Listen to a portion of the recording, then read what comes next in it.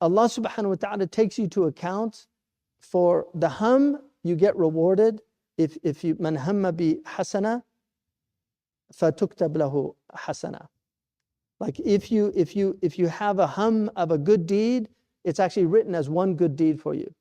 If you fulfill it, it goes to 10 ثم إلى أضعاف كثيرة, and then to multiply manifold.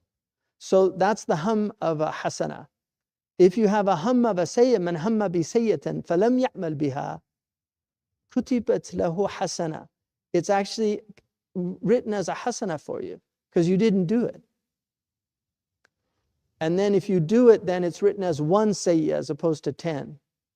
This is the rahmah of Allah subhanahu wa ta'ala. So the sayyat and the hasanat, the hum is considered, but you won't be taken into account for a bad thought. Only the good ones. The Prophet ﷺ said in a very interesting hadith, he said, tajawaz, in a riwayah, it's in al-Bukhari, in fact, it's in all 6 of the collection, so it's a really important hadith, obviously. But he said, tajawaz li an ummati, and in the riwayah, tajawaz li ummati. Like Allah has tajawaz, he's excused for my ummah, ma haddathat bihi anfusuhum, what their souls speak to them. So the internal dialogue. This is a rahmah from Allah because the previous communities were actually taken into account for their thoughts. So because of the rahmah of the Prophet ﷺ, this ummah is not taken into account for their thoughts. And that's why if you look, and that's a strong opinion.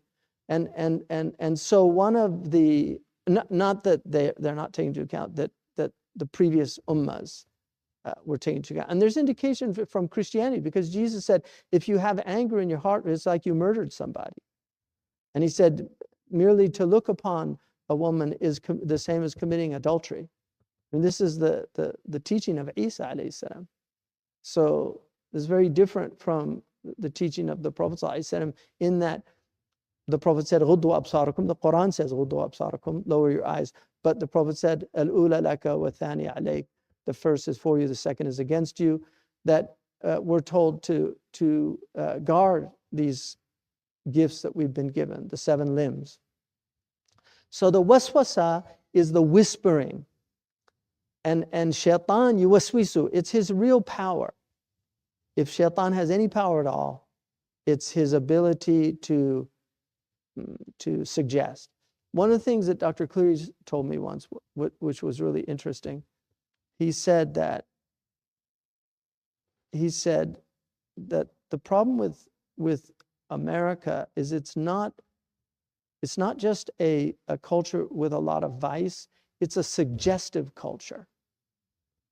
Like it actually encourages vice, as opposed to previous cultures where they really saw it as a very negative thing to encourage people to indulge in their appetites, obey your thirst. You know, what happens in Vegas stays in Vegas, you know. So it's a suggestive culture. There was a company for people to commit adultery, and their tagline was, life is short, have an affair, which is crazy. And somebody actually broke into that website, and then it was a big scandal because all the people that were on the website ended up getting there. Allah yaftahuhum, you know. So that's very interesting, that Allah does not take to account the hadithun nafs, this inner, and some of the Sahaba, they came, ja'a ناس من أصحاب رسول الله صلى الله عليه وسلم من أصحاب النبي صلى الله عليه وسلم فقالوا إن نجد في أنفسنا ما يتعاظم أحدنا أن يتكلم به. We find in ourselves things that occur that we're horrified of the idea of actually saying them out loud. And the Prophet said, وَتَجِدُونَ ذَلِكَ?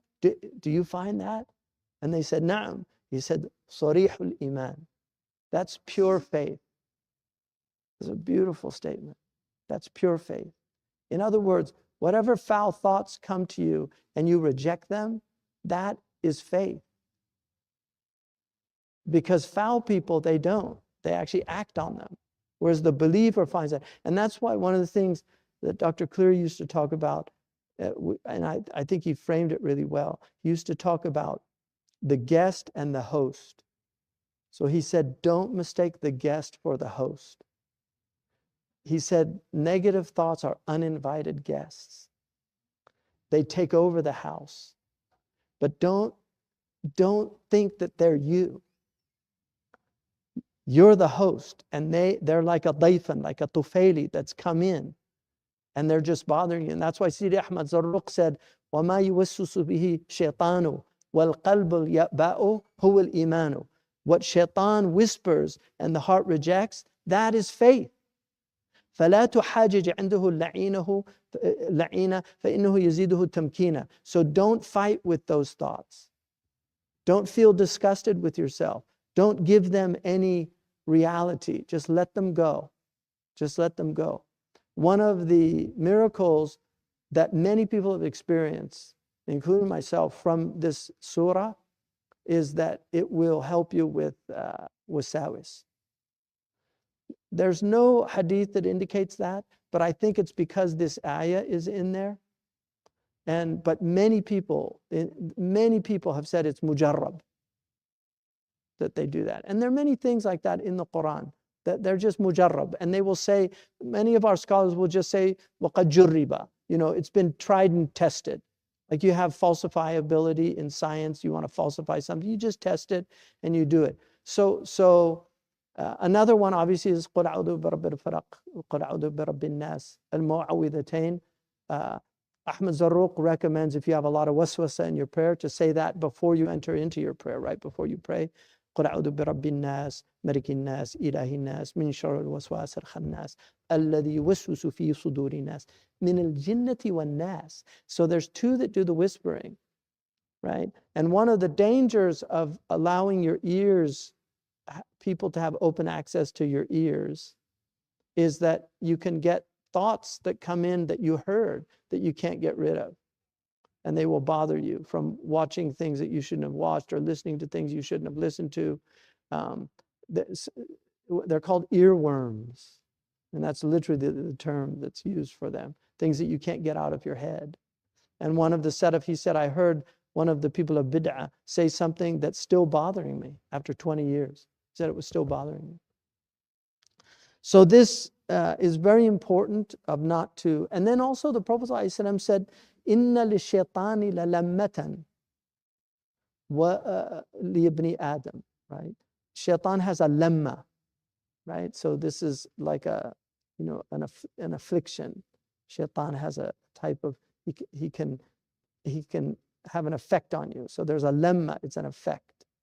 And he said, walil malaki lammatun. And the angel has a lamma also. And he said, أما لمة الشيطان فهو إعاد بالشر والتكذيب بالحق.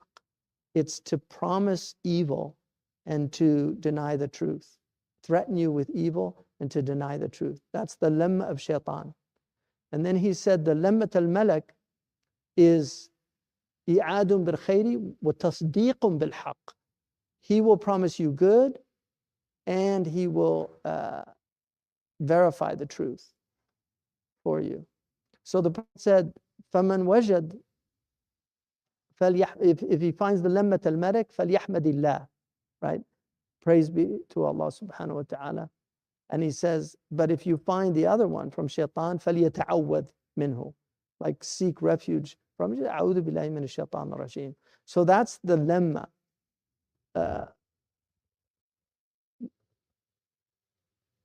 Imam al-Muhasibi, who really developed what's called ilm al-khawatir, he actually put the khawatir into 4 categories: Rabbani, Malakani, Shaitani, and Nafsani. So the Rabbani are very strong. They end up compelling you really to do good. The Malakani are suggestions of good. That's the lemma.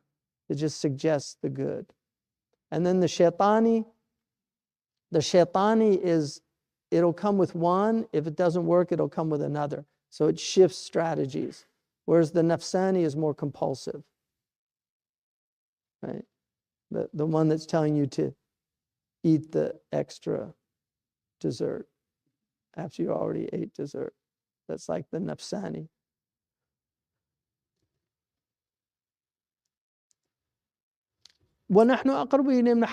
This is basically saying that Allah is with us. He's with you wherever you go.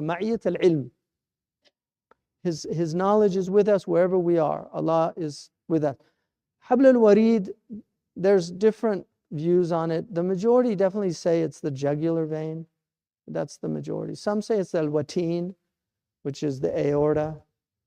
Some say, the Arabs now, and even Lisan al-Arab, they differentiate between sharayin and awrida.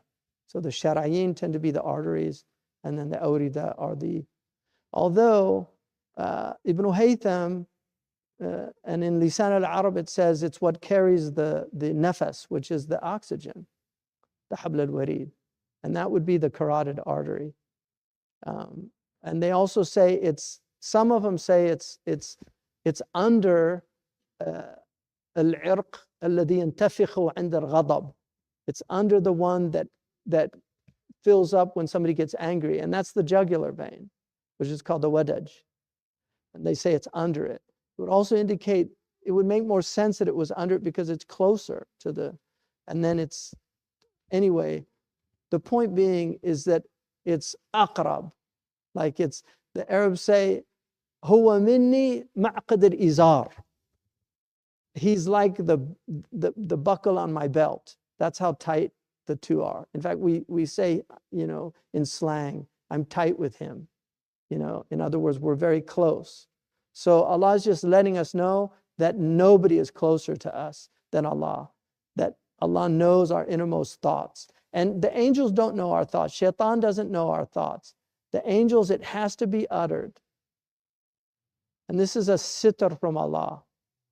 So you have to utter it. And that's why, where they put this in Bab al-Waswasa, in the books of hadith? Does anybody know? Out of the 6 books, 5 of them put it in Bab al-Talaq, in the book of divorce. Because somebody might want to and think about it, but then they don't. So they're saying it's not a divorce if you just hammabi. Even if you had azima, you have to actually utter it. They say the waswasa, the khatir, the ham, and even the azima, لو طلق في ذهنه أهله لم تطلق. He has to utter it, and then once it's uttered.